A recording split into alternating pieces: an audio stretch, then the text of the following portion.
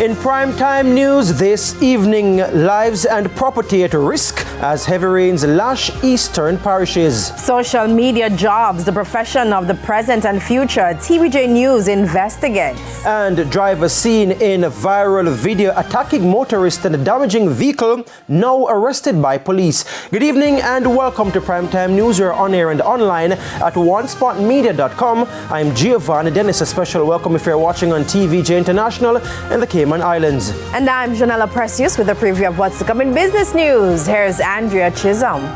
Well, Janella, a local financial institution has confirmed that it is grappling with a specific type of fraud attack. I'll have that and more in the business day. And Renardo Brown is also here with a preview of what's to come in sports. Renardo. Thanks, Gio. Well, stakeholders are still reeling from the abandonment of two races at Caymanas Park on Saturday.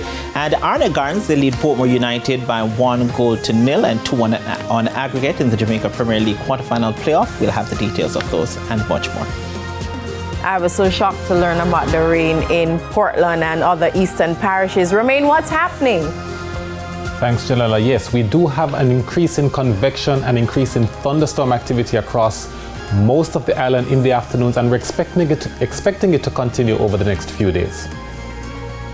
There's also E-Prime and Sports commentary in this newscast. But before the break, the feedback question. And this evening we are asking, do you think social media jobs are sustainable? You can share comments online, facebook.com/televisionjamaica, and post on X at TVJ News Center.